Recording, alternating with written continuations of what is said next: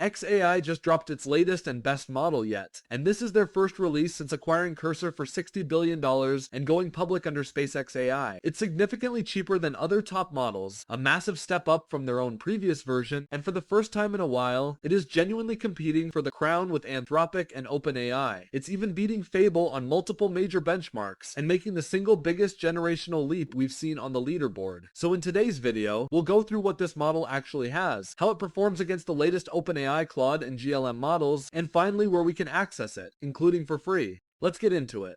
So the new model is Grok 4.5, and unlike XAI's previous versions, which focused primarily on broader, casual knowledge, this one is built from the ground up for agentic tasks, and it's particularly strong at coding. It can spin up full iOS apps from a single prompt, write Linux kernel-level code, and handle long multi-step engineering tasks where it has to plan, use tools, and push through without constant hand-holding. And this didn't come easy for XAI. Early on, they were putting out models really fast, but none of them were making it onto anyone's list for serious coding work. They just weren't as competitive or capable as the top Claude or GPT models out there. In fact, they were even falling behind most of the open source models, which are mostly run by small teams and are heavily limited by GPU resources and all those hardware restrictions. On top of that, everything around the company was a complete mess. All 11 of XAI's original co-founders, except Elon, ended up leaving. Even Elon himself admitted it publicly, saying that Grok wasn't built right and that they needed to change everything. They had the biggest data center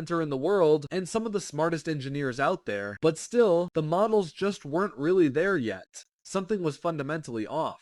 But then they acquired Cursor, and that's where everything completely changed. Grok 4.5 was jointly built right alongside the Cursor team. It's trained on their brand new V9 foundation architecture, which is a massive 3 times larger than the previous foundation they used for older models. They spun this thing up on tens of thousands of NVIDIA GB300 GPUs packed inside XAI's Colossus supercluster, which is the biggest data center in the world. In size, it's about 1.5 trillion parameters, with a mixture of experts architecture, and for comparison, that's roughly double the size of GLM 5.2. But because it uses a mixture of expert setup, the model doesn't have to fire up its entire neural network for every single response. It only activates the specific pathways relevant to the prompt, which is exactly how it maintains such blazing speeds despite being absolutely massive. But what actually makes all those parameters worth something isn't just the raw size, it's what's inside them. Since XAI now owns Cursor, they had direct access to an absolute goldmine. Trillions of tokens of real-world developer activity. We aren't talking about perfectly clean, heavily sanitized code scraped off GitHub or generic textbook examples.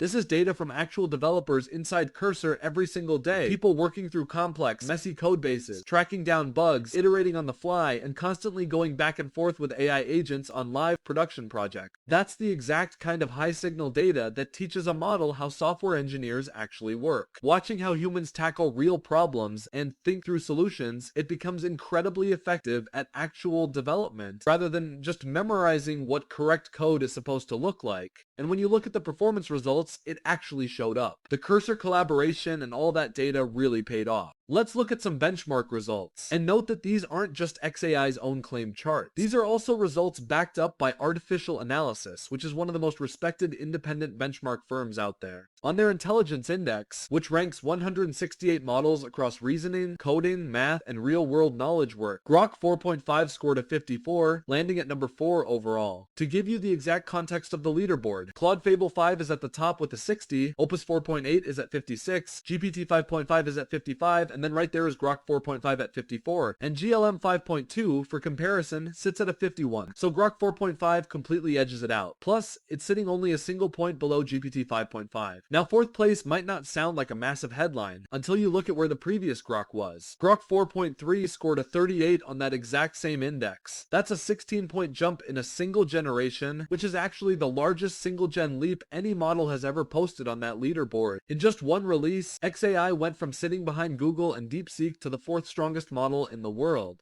Note that I didn't add GPT 5.6 to that specific list because the full official results aren't fully out while I'm recording this video. But obviously GPT 5.6 scores higher. It sits above Grok, right below Fable 5. But for many practical reasons, I am sure you'll still most probably end up using Grok over GPT 5.6, and we'll see exactly why in a second. Now let's go through the specific benchmarks. On Terminal Bench, which tests command line and agentic coding tasks, meaning the kind of work where an AI has to actually operate inside a terminal and get things done, Grok 4.5 scored an 83.3. For comparison, GPT 5.5 is at 83.4, Fable 5 is at 84.3, and Opus 4.8 sits at 78.9. So it's essentially in a three-way tie at the top there, with Opus clearly falling behind. On SWE Bench Pro, which tests fixing real bugs in real GitHub repositories, Grok 4.5 scored 64.7, GPT 5.5 is at 58.6, so Grok actually beats it there. But Opus 4.8 is at 69.2 and Fable 5 is at 80.3, which keeps both of them ahead. So on the hardest real-world bug fixing test, it's not right at the top, but it's firmly in that top 3. The other one is DeepsWE, which is currently the standard and the most trusted test out there. It tests long horizon engineering in real code bases, meaning the AI has to build features completely from scratch with way less instruction. On this one, Grok 4.5 scored 53.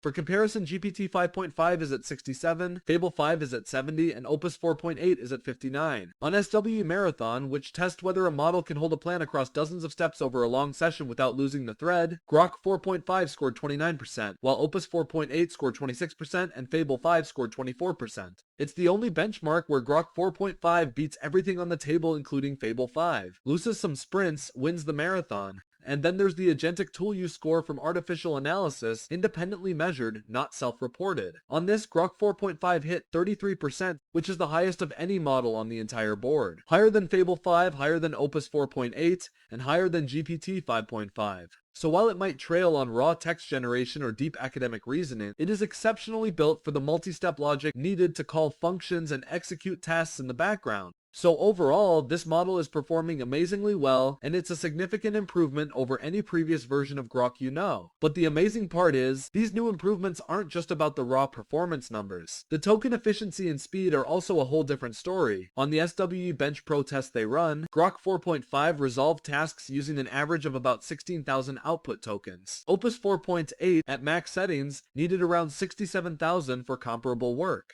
That means it takes roughly 4 times fewer tokens to get to the exact same result. And it's not just that one benchmark. On the broader intelligence index, it used around 14,000 output tokens per task, which is over 60% less than what Opus 4.8 burned through for the same kind of work. And on agentic coding tasks specifically, through Grok Build, which is XAI's equivalent to Claude Code, it used about 1.9 million tokens per task compared to 6.2 million for GPT 5.5 and a massive 7.2 million for Fable 5. So this isn't a one-off number from a single test. It's a consistent pattern that shows up everywhere artificial analysis looked, and that actually changes how you should think about this model. It's not winning by being the smartest per response, it's winning by getting to the same answer with a fraction of the words. Artificial analysis actually has a term for this. They say Grok 4.5 sits right on the performance to efficiency frontier, meaning there's no other model that matches both its capability and how little it needs to spend getting there. And that efficiency carries straight into speed. XAI rates it at 80 tokens per second, and artificial analysis actually measured it slightly higher than that independently. That puts it right in the same speed tier as models explicitly branded as fast or flash, rather than the slower heavy reasoning models. So it's writing fewer words, it's doing it faster, and that brings us to the real punchline here, the actual cost. And when you look at the price tag, it's sitting at $2 per million input tokens and $6 per million output tokens, with cached input dropping to 50 cents. Now put that next to the competition.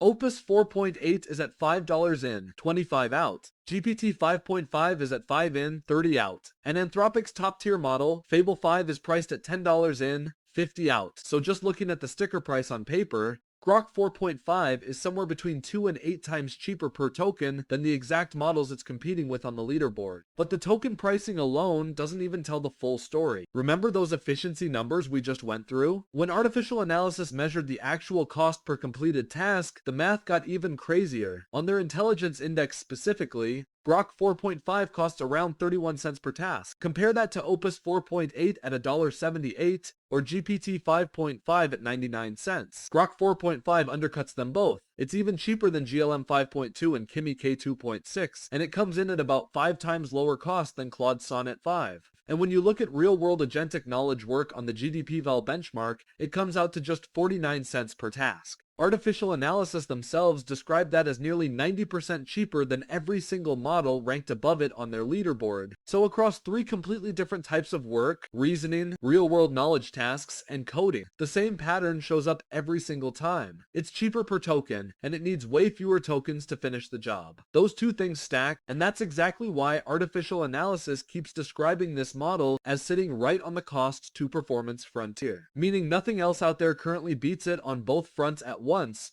So, if you want to try it out for yourself, there are a couple of ways to do it, including some free access paths right now. If you're just a regular user who doesn't touch the API, is kinda limited right now. The consumer free tier on Grok Web or the Twitter app isn't gonna give you Grok 4.5. You're still stuck with the older, lighter models there. To actually get your hands on it, you need a paid tier. Standard Super Grok at $30 a month and the bundled Twitter Premium Plus access are both getting Grok 4.5. But because it's rolling out in stages, it's not guaranteed the exact moment you hit subscribe. If you want a guaranteed seat right now, the high-end Super Grok Heavy tier at $300 a month is currently the consumer plan with confirmed immediate access. But there's a much better way in if you don't specifically care about the chat app.